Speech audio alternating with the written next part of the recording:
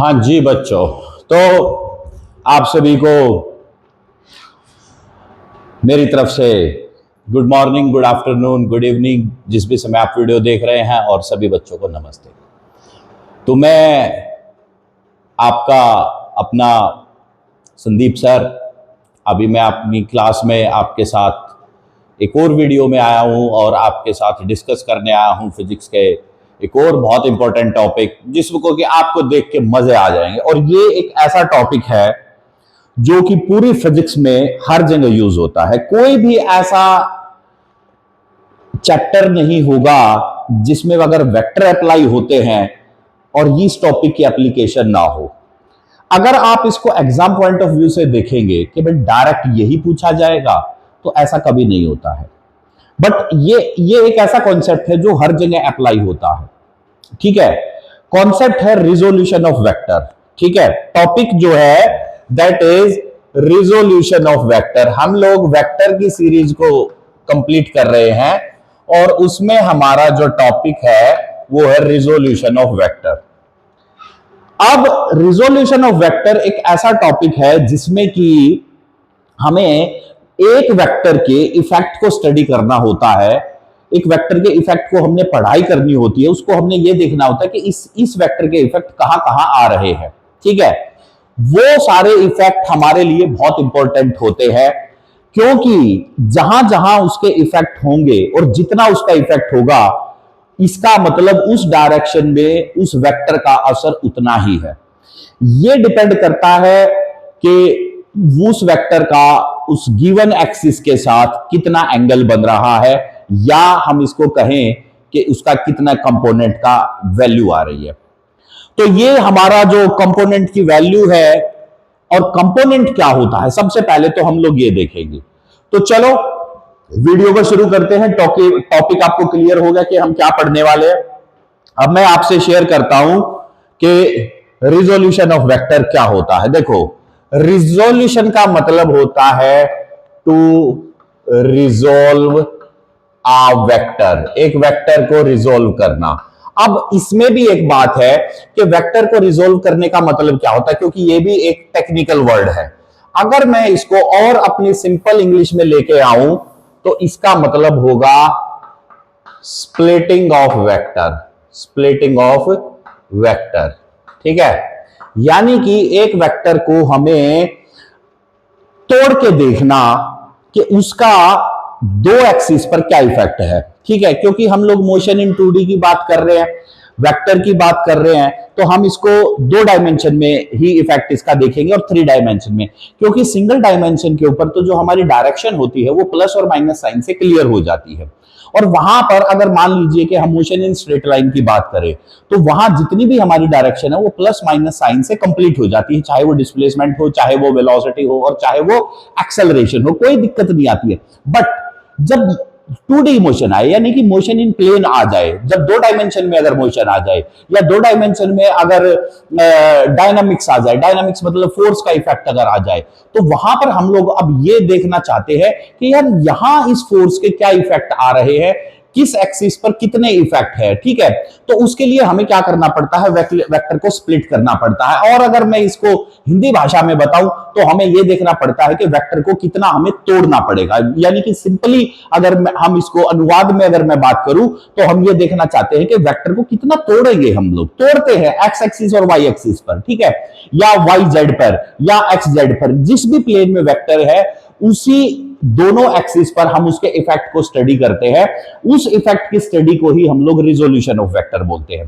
तो सबसे पहले हम एक बहुत ही इजी कॉन्सेप्ट लेंगे जहां से आपको सारी बात क्लियर हो जाएगी।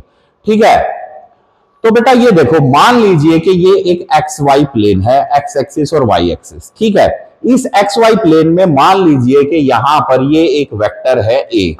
ठीक है, ये एक वेक्टर ए है। अब ये वेक्टर ए पोजीशन वेक्टर भी हो सकता है, ये डिस्प्लेसमेंट भी हो सकता है। मान लीजिए कि वेलोसिटी है, कोई ऑब्जेक्ट इस दिशा में जा रहा है तो वो वेलोसिटी भी हो गया, इस दिशा में उसकी वेलोसिटी बढ़ रही है तो ये एक्सेलरेशन भी हो गया, इस दिशा में फोर्स लग रही है तो ये फोर्स भी वेक्टर हो गया। कुछ भी, कोई भी वेक्टर हो सकता है, लेकिन हम उसको जर्नलाइज्ड वे में नाम दे देते हैं वेक्टर ए। अब हम ये देखना चाहते हैं कि इस वेक्टर ए का एक्स एक्सिस पर कितना असर है और वाई एक्सिस पर कितना असर है। उसके लिए हम लोग क्या करेंगे कि यहां से इस पॉइंट से, ये अगर मेरा ओ पॉइंट है, ये मेरा एम पॉइंट है, ठीक है, एम पॉइंट से हम लोग एक्स एक्सिस के ऊपर एक लाइन इस प्रकार से ड्रॉ कर लेंगे परपेंडिकुलरली, और यहां से वाई एक्सिस से एक लाइन ड्रॉ कर लेंगे। हमारे ये दो पॉइंट हमें मिल गए, एक ये मिल गया और एक ये मिल गया।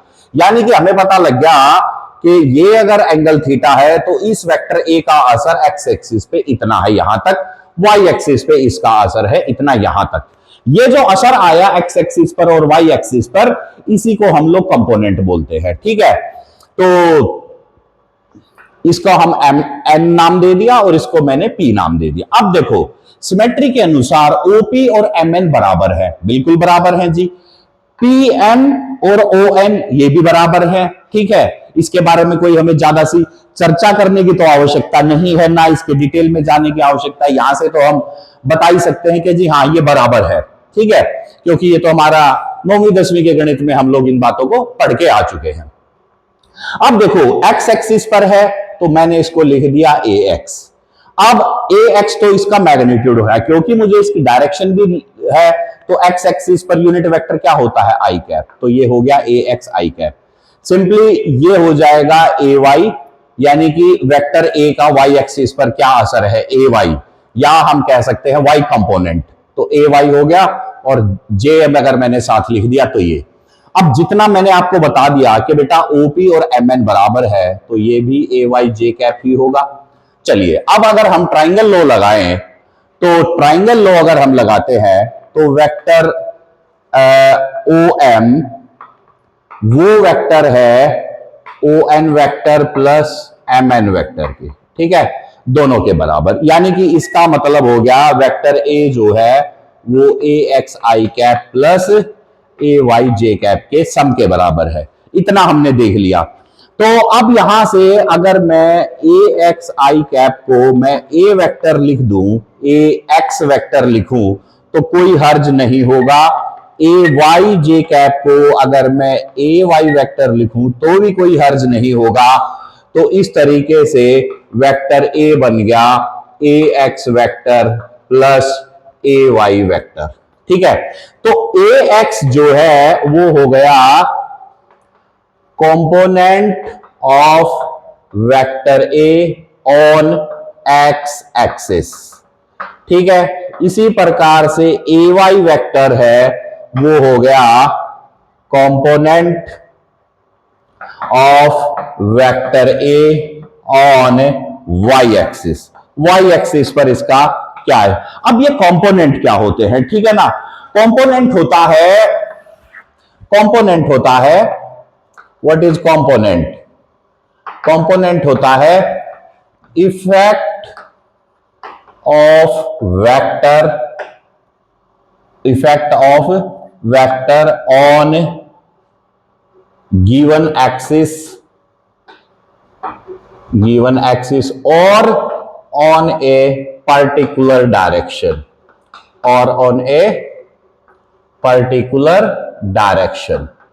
ये होगा, ठीक है। Effect of vector on a given axis और on a particular direction. Particular का मतलब क्या होता है, विशेष, खास, यानी कि किसी खास डायरेक्शन में, किसी विशेष डायरेक्शन में, किसी विशेष दिशा में उसका क्या असर आ रहा है, उसको हम लोग कंपोनेंट बोलते हैं। बात को फिर से ध्यान से सुनिए। कंपोनेंट होता है वेक्टर का किसी खास एक्सिस पर किसी विशेष दिशा में कितना असर आ रहा है, उसको हम लोग कंपोनेंट बोलते हैं, ठीक है।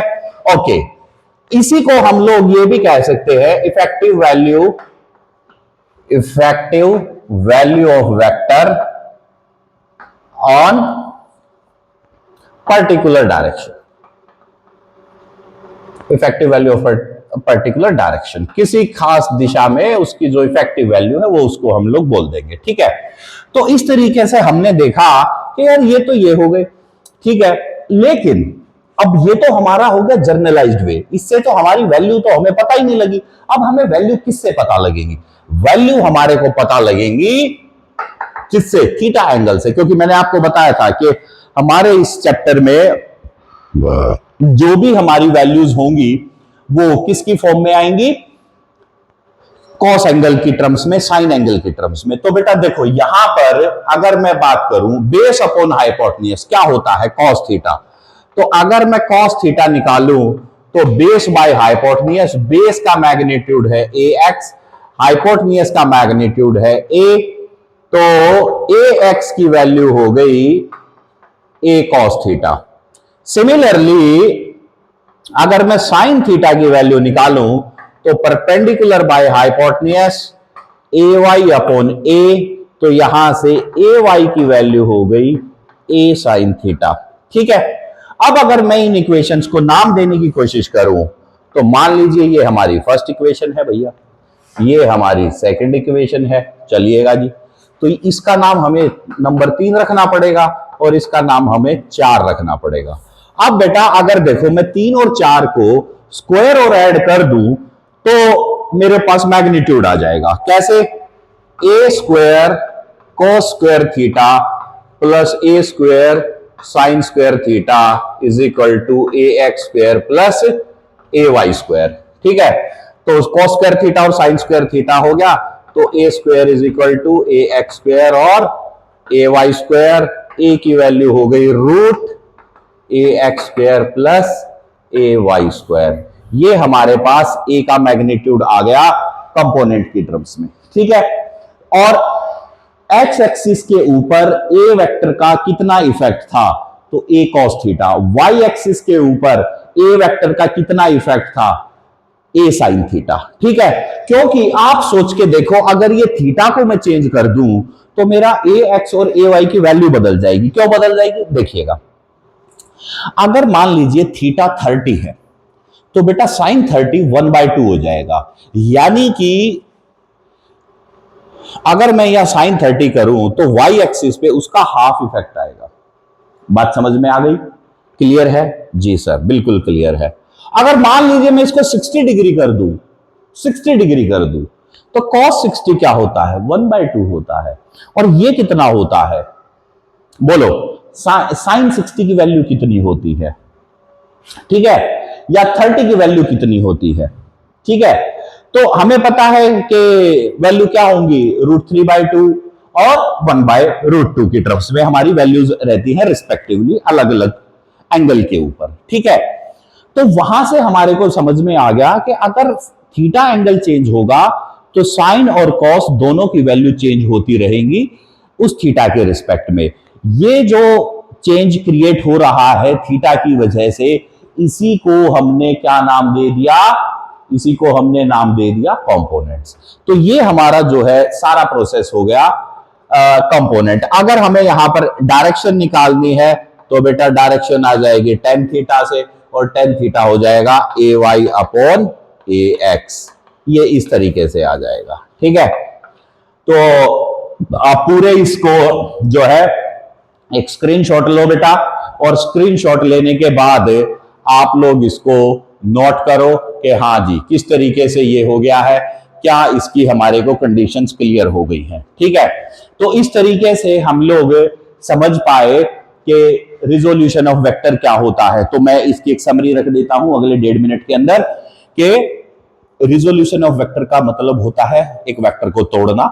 हम उस वेक्टर को तोड़ने के बाद ये देखते हैं कि वो जिस भी प्लेन में वेक्टर है उस प्लेन में उस जो दो एक्सिस एक दूसरे के परपेंडिकुलर बन रहे हैं उन दोनों एक्सिस पर उसका क्या असर है।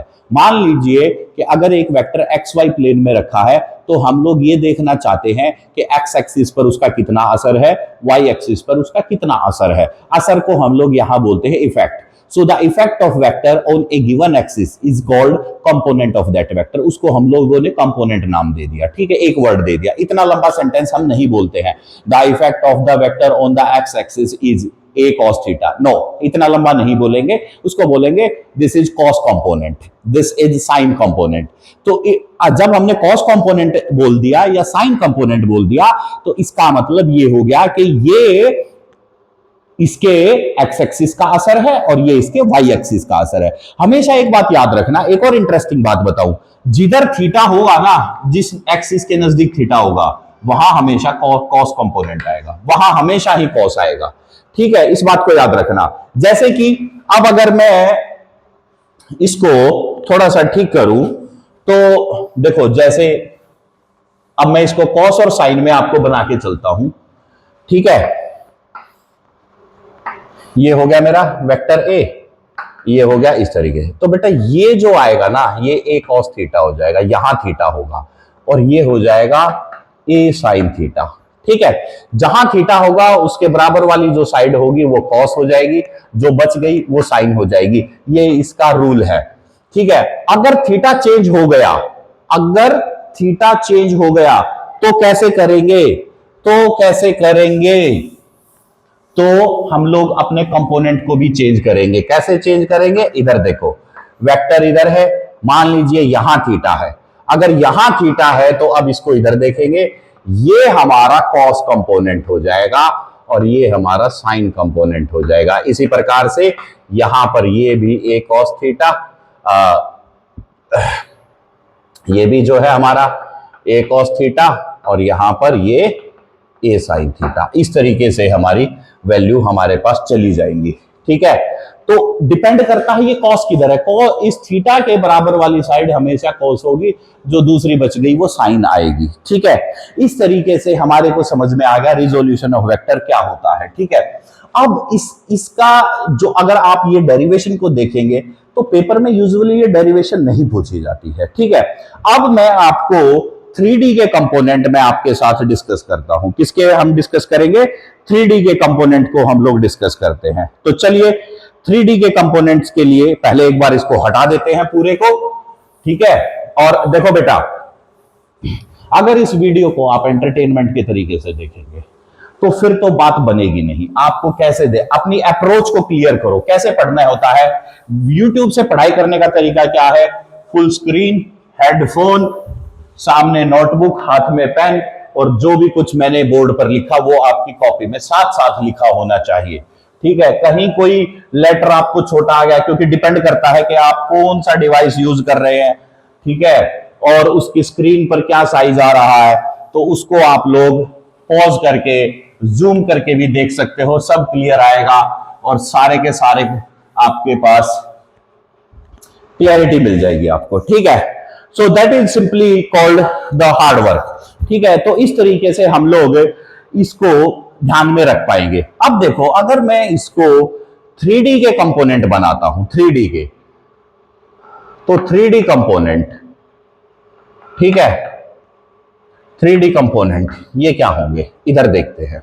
देखो सबसे पहले तो हम लोग 3D के एक्सिस बना लेते हैं इस प्रकार से, ये हो गए। So this is x axis, y axis और जेड एक्सिस। तो चलो अब इस तरीके से ये हमने यहां पर रखा, यहां से इसको थोड़ा सा ऐसे कर लेते हैं, यहां से इसको हमने ऐसे रखा, ये ऐसे हो गया, और ये यहां पर, अब इसको हम लोग यहां ले आएंगे, यहां से ऐसे, ठीक है, और ये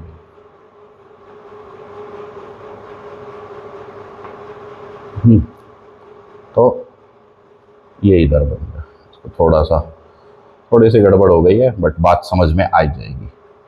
ये यहाँ पर ऐसे हो गया, ठीक है। तो चलो इसको क्लियर कर देते हैं ताकि आपको कंफ्यूजन ना रहे, ठीक है ना। तो जब तक आपको कंफ्यूजन रहेगा तो मज़ा नहीं आएगा। ये लो, हो गया ना क्लियर, बिल्कुल सर। अब देखो इसके में 3D कंपोनेंट, तो सबसे पहले तो ओरिजिन ये है। अब यहां से अगर हम लोग इसको ऐसे कनेक्ट कर देंगे, लेट्स सपोज ये मेरा वेक्टर ए ही है, लेकिन अब ये 3D में आ गया है, तो यहां पर ये जो आएगा, ये वाला, this vector is a x, this vector a y, and this vector a z. तो अब अगर मैं 3D में लूंगा तो वेक्टर ए की वैल्यू हो जाएगी ए x I cap, A Y J cap plus a Z के कैप। इस तरीके से हमारे 3D के कंपोनेंट बन जाएंगे। बात समझ में आ गई? तो ये है हमारे पास इसका 3D का कॉन्सेप्ट। अगर मैं अब इसको वेक्टर फॉर्म में लिखूं तो कैसे लिखेंगे? Vector a is equal to a x a y plus a z. इस तरीके से हम लोग इसको पढ़ पाए, इसको हम लोग स्टडी कर पाए और इसको हम लोग जो है ध्यान में अपने रख पाए। ठीक है, तो ये अब हमारे को मिल गया कि किस तरीके से ए x a Y A Z हमारे कंपोनेंट बन गए 3D के अंदर। तो ये हो गया हमारा 3D कंपोनेंट का इफेक्ट, जो कि बहुत हमारे लिए जरूरी है। ठीक है, अगर बेटा मान लीजिए आपके पास कोई पोजीशन वेक्टर है। अब देखो पोजीशन वेक्टर, पोजीशन वेक्टर क्या होता है? पोजीशन वेक्टर वो होता है जो किसी ऑब्जेक्ट की लोकेशन बताता है स्पेस में या प्लेन में। ठीक है, तो उससे हमारे को ये इंफॉर्मेशन मिलती है कि कोई ऑब्जेक्ट कितनी दूर है और किस दिशा में है। पोजीशन वेक्टर हमें दो इंफॉर्मेशन देता है कि ओरिजिन से या हमारे रेफरेंस पॉइंट से वो कितनी दूर है और किस दिशा में है। ये दो बातें हमारे को पता लगती है। तो अगर हमारा आर पोजीशन वेक्टर है तो उसको लिख देंगे एक्स आई वाई जे प्लस जेड के। ये हमारा इस तरीके से कंपोनेंट बन जाएगा इसके केस में। अब देखो ये जो कंपोनेंट हमने जो अभी पढ़े हैं बनाने, कॉस कंपोनेंट और साइन कंपोनेंट, ठीक है, और जो हमने अभी देखे हैं एक्स कंपोनेंट वाई कंपोनेंट, ये हमने बहुत ही सिंप्लीफाइड वे से मैंने इसको आपके साथ स्टडी करा। अब मैं आपके साथ कुछ प्रैक्टिकल एग्जांपल्स लेता हूं जहां जहां इनको हमने अप्लाई करना है, और फिर मैं आपके साथ दो क्वेश्चन डिस्कस करूंगा। बहुत ही बढ़िया रहेंगे, दो चार क्वेश्चन जितने भी रहेंगे, ताकि हमारा वीडियो बहुत लंबा ना हो। लेकिन उससे पहले मैं आपके साथ कंपोनेंट फॉर्मेशन का जो तरीका है उसको मैं आपके साथ रखता हूं। ठीक है, तो कंपोनेंट जो है इंक्लाइंड प्लेन पर कैसे बनते हैं, ठीक है, वो हमारे लिए उसको ध्यान में रखना, स्टडी करना, क्योंकि सबसे मुश्किल होता है इंक्लाइन प्लेन पर कंपोनेंट बनाना। और फिर हमारे लिए होता है कि यार, क्योंकि जब हम लोग वर्क एनर्जी पढ़ते हैं, फोर्स पढ़ते हैं, वेट पढ़ते हैं, रिएक्शन पढ़ते हैं, तो वहां पर हमें इन कंपोनेंट्स की बहुत आवश्यकता पड़ती है। हम लोग ये देखना चाहते हैं कि इस वेक्टर का असर किसी भी एक एक्सिस पर कितना आ रहा है, तो वो हमारी स्टडी का बहुत ही एक इंटीग्रल पार्ट हो जाता है। ठीक है, तो कंपोनेंट हम बनाते हैं सबसे पहले।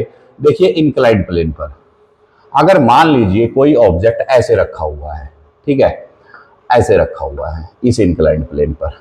ठीक है, अब हमें पता है कि यार अगर ऑब्जेक्ट ऐसे रखा है तो इसका रिएक्शन अगर ऊपर होगा तो इसका वेट डाउनवर्ड होगा।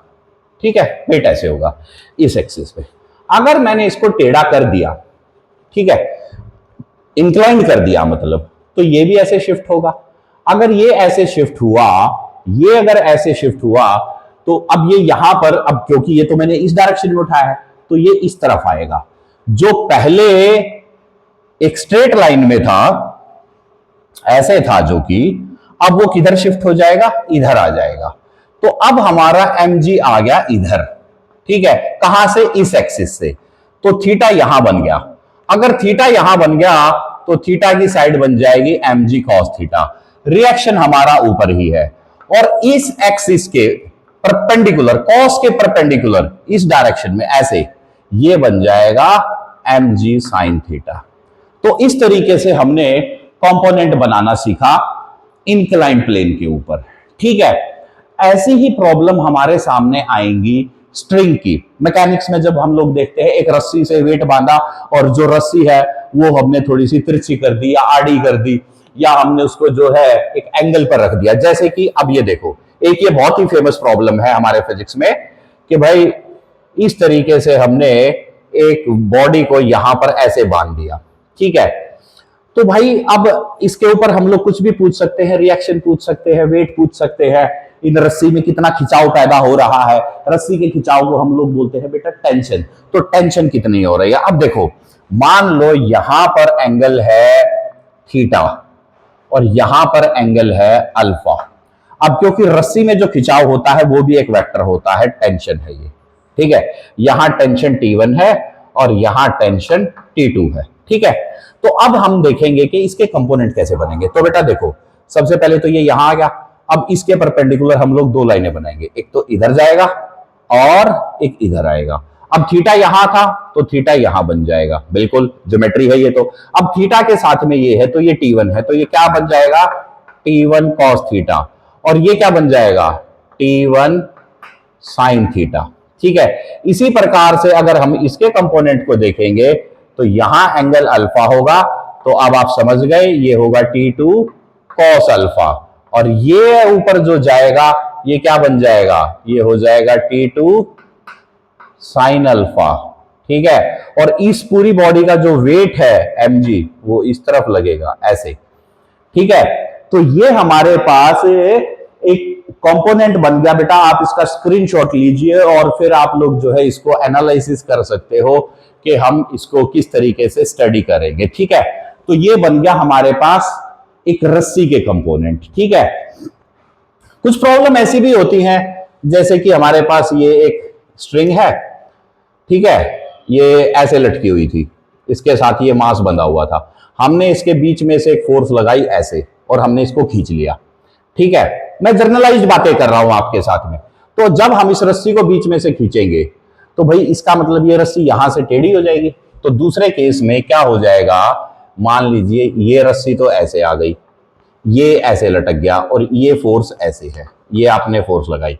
अब थीटा एंगल तो यहां डेवलप हुआ, तो बेटा अब इसके जो एंगल बनेंगे, अब ये थीटा यहां पर है तो यहां का थीटा हो जाएगा, रस्सी में टेंशन T है तो ये क्या हो जाएगा, T cos थीटा, ये क्या बन जाएगा, T sin थीटा, और यहां पर क्या हो जाएगा, इस डब्बे का वेट, जो ये बॉक्स है, इस बॉक्स का वेट डाउनवर्ड mg। तो ये हमारे कंपोनेंट इस तरीके से फोर्स के कंपोनेंट हमारे बनते हैं। रिजोल्यूशन के जो हमारा तरीका है, ये हमारा वाइड स्प्रेड इसका यूज होगा, जो मैंने आपके साथ डिस्कस किया है। ये हमारे सारे के सारे यूजेस है कि किस तरीके से ये हमारे कंपोनेंट बनते हैं। ठीक है, और कौन सा कंपोनेंट किधर आएगा। देखो सबसे खासियत क्या है कि जिधर थीटा बन रहा है उसके साइड वाला कॉस बन रहा है। ठीक है, तो ये एक रस्सी वाला केस था।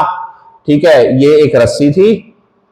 ठीक है, सो दिस इज अ स्ट्रिंग, एक स्ट्रिंग है ये, यहां पर इसके साथ हमने एक mg वेट लटका रखा है, इधर से बीच में से रस्सी को पकड़ के हमने खींच लिया। तो हम ये देखना चाहते हैं कि यार इस रस्सी के कंपोनेंट क्या बनेंगे, ये साइन और कॉस बनेंगे। बाकी बाद में हम लोग ये भी निकाल सकते हैं कि इस रस्सी में यहां पर कितना खिंचाव पैदा हुआ, तो वो हम लोग T sine theta by mg को इक्वल करके, कॉस थीटा को फोर्स के इक्वल करके, इनकी मैथमेटिकल वैल्यू जो भी क्वेश्चन में गिवन होगी उनके अनुसार उनको हम लोग यहां पर रख के और सब्स्टिट्यूट करके इनको हम लोग ध्यान में रख सकते हैं। तो आप लोग एक बार इनको नोट करें बेटा सभी को।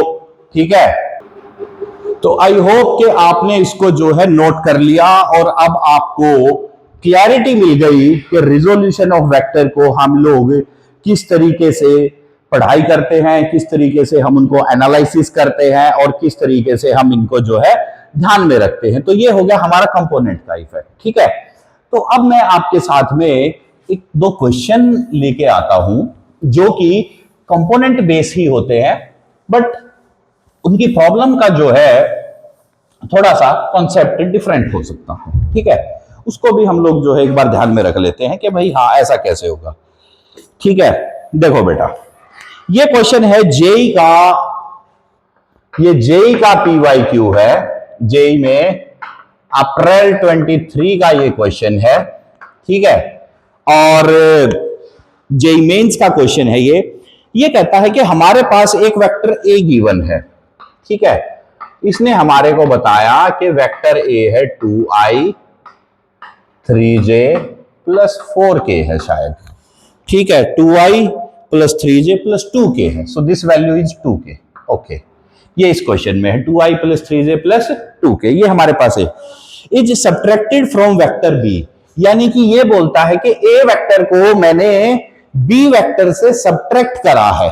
ठीक है, ओके, तो यानी कि क्या गिवन है, गिवन इज बी में से ए को माइनस करा है। ओके, बी में से ए को माइनस कर दिया।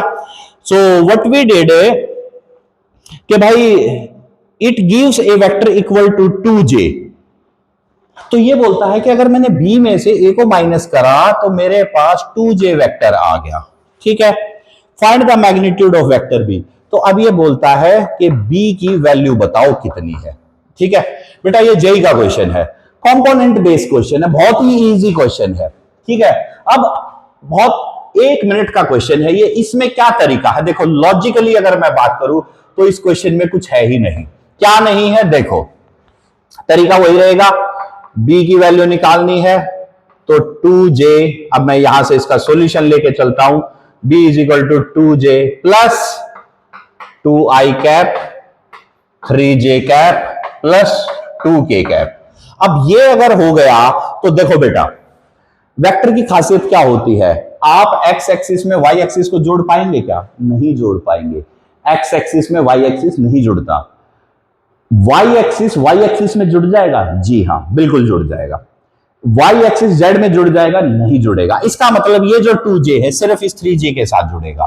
तो जो हमारा b वेक्टर है वो कितना बन जाएगा? b वेक्टर, अब बोलो 2, ये तो 2i एज इट इज आ गया। Okay, 2j plus 3, 2 plus 3 5j। Okay, and 2k, ये हो गया। अब ये पूछता है इसका मैग्नीट्यूड। अब बेटा मैग्नीट्यूड तो हमने पता है कि मैग्नीट्यूड निकालने के लिए तो क्या है, रिजल्टेंट का फॉर्मूला लगता है, अंडर रूट का फॉर्मूला। तो b का मैग्नीट्यूड क्या हो जाएगा? इसका स्क्वायर, इसका स्क्वायर और इसका स्क्वायर। तो 2 का स्क्वायर प्लस 5 का स्क्वायर प्लस 2 का स्क्वायर।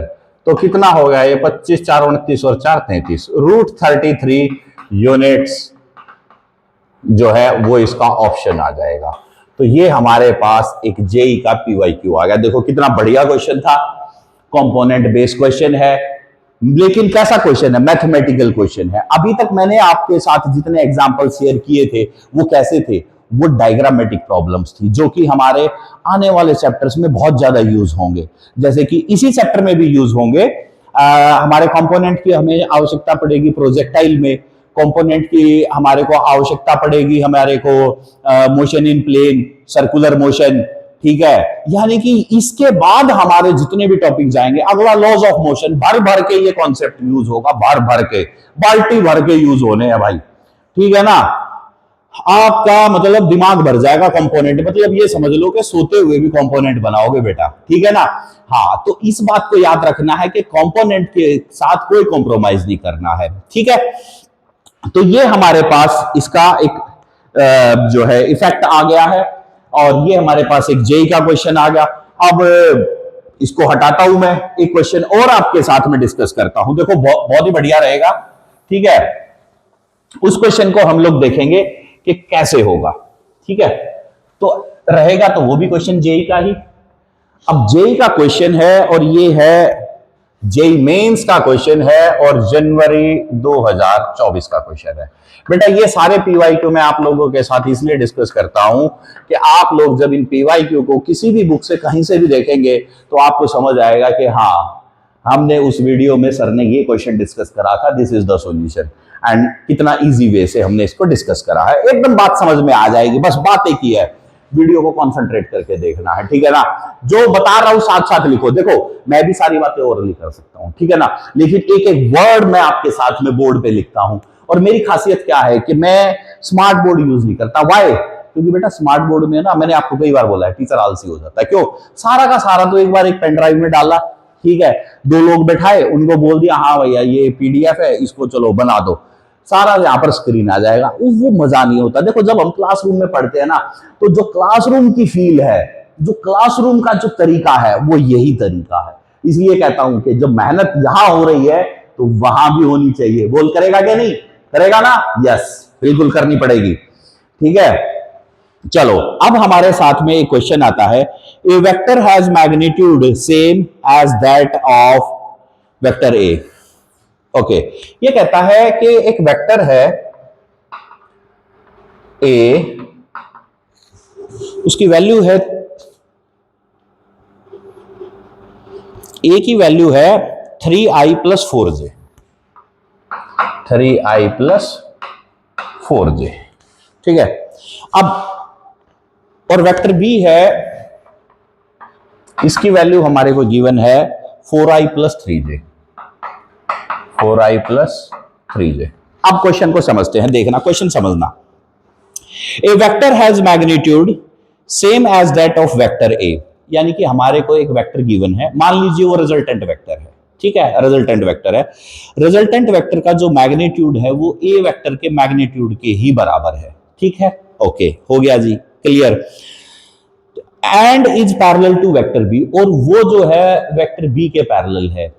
ठीक है, यानी कि मैग्नीट्यूड तो उसका ए के बराबर है और पैरेलल वो बी के है, तो बी के तो वो इक्वल हो गया भाई, अगर पैरेलल है तो इक्वल वेक्टर हो गया वो बी के, तो ठीक है, तो दोनों के ही वो और उसके वो सेम है। The x and y component of this vector in the first quadrant are x and 3, तो एक्स और 3 इसके जो है कंपोनेंट हैं, तो आप बताओ कि भाई उसकी वैल्यू कितनी आएगी। यार देखो, वैल्यू तो जो है ना सेम ही आ जाएगी, क्योंकि वेक्टर बी के पैरेलल बोल रहा है। ठीक है, अगर वेक्टर बी के पैरेलल है तो लॉजिक बहुत क्वेश्चन है यार।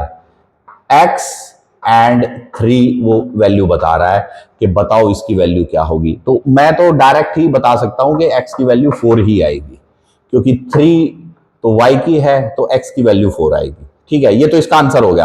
अगर आप मुझसे डायरेक्ट आंसर पूछते हो ट्रिक लगा करके तो 4 है। तरीके से अब मैं इसको बता देता हूं आपको इसका क्या करना है। देखो बेटा, जब हमारे को पता है कि एक वेक्टर जो है एक वेक्टर के जैसा ही है, ठीक है ना, ए वेक्टर के सेम है, तो उस केस में जो भी हमारा सॉल्यूशन हो जाएगा वो वेक्टर ए और बी कैप के ये यहां पर आ जाएगा इसके मैग्नीट्यूड के बराबर। ठीक है ना, तो अब इसको हम लोग जो है, ये हमारे को कंडीशन गिवन है मैथमेटिकल, अब इसको हम लोग कैसे लिख सकते हैं, a into vector b by magnitude of b. अब a का मैग्नीट्यूड निकाल लो यार। ठीक है, तो बेटा a का मैग्नीट्यूड कितना आ जाएगा, बोलो। a का मैग्नीट्यूड √3 स्क्वायर प्लस 4 स्क्वायर, तो 3 का स्क्वायर 9, 4 का स्क्वायर 16, √25 5, तो बेटा ये तो आ गया 5, तो 5 तो यहां मल्टीप्लाई कर दो, और 3 का मैग्नीट्यूड कितना आ जाएगा, 16 9 25, ये भी 5, तो ये भी 5, और वेक्टर बी कितना है, वेक्टर बी है 4i प्लस 3j। अब 5 से 5 घट गया तो क्या रह गया, 4i प्लस 3j रह गया। तो अब देखो ये तो क्या हो गया y और ये क्या हो गया x, तो वैल्यू ऑफ x इज 4, तो क्या हो गया आंसर में x इज इक्वल टू 4। ये क्वेश्चन आ गया था, लेकिन मैंने इन दोनों वैल्यूज को ही इवेलुएट करके ही डायरेक्ट आपको पहले ही बता दिया था कि यार इसका आंसर 4 ही होगा। ठीक है, तो इस तरीके से जो है हम लोग क्वेश्चंस को सॉल्व कर लेते हैं, क्वेश्चन को बेटा समझ लेते हैं, बहुत ही इंटरेस्टिंग हमारे लिए होता है। आई होप कि आपका कंपोनेंट का जो कॉन्सेप्ट है वो क्लियर हो गया होगा। और अब ये जो आपका तरीका रहेगा ना, ये जो तरीका रहेगा ये बहुत ही ज्यादा आपको हेल्प करने वाला है। अगर बात एक बार समझ नहीं आती है, वीडियो को दोबारा देखो, नहीं समझ में आती है तरीके से उसको एक बार फिर से कंसंट्रेट करो। एंड अगर कोई कॉन्सेप्ट ऐसा है जो आप मिस कर रहे हो और आपसे नहीं हो रहा है, कमेंट्स में लिख के बताओ, मैं उस टॉपिक के ऊपर एक वीडियो आपके साथ जरूर शेयर करूंगा। अगर कोई स्टूडेंट मुझे ये कहता है कि इस टॉपिक में मुझे प्रॉब्लम है, आई एम श्योर, ये मेरी श्योरिटी है आपके साथ कि उसके ऊपर वीडियो जरूर आएगा, आपकी प्रॉब्लम का सॉल्यूशन जरूर आपको वीडियो के तरीके से दिया जाएगा, बशर्ते कि आपकी जो प्रॉब्लम है वो क्लियरली डिफाइंड हो। ठीक है ना, अगर मुझ तक आपकी प्रॉब्लम क्लियर आ गई तो आप तक सॉल्यूशन भी बेटा पहुंच ही जाएगा। ठीक है, तो अभी इस वीडियो में इतना ही, अभी के लिए एंजॉय। नेक्स्ट वीडियो में हम लोग मोशन इन प्लेन का पूरा टॉपिक हम लोग स्टडी करेंगे, उसके ऊपर क्वेश्चंस करेंगे, फिर हम लोग प्रोजेक्टाइल करेंगे, और बहुत सारा हमारा सिलेबस है, स्टेप टू स्टेप हमारा चल रहा है, उन सबको हम लोग ध्यान में रखेंगे। तो अभी के लिए इतना काफी है। Enjoy your day, be cheerful, be happy, enjoy, bye.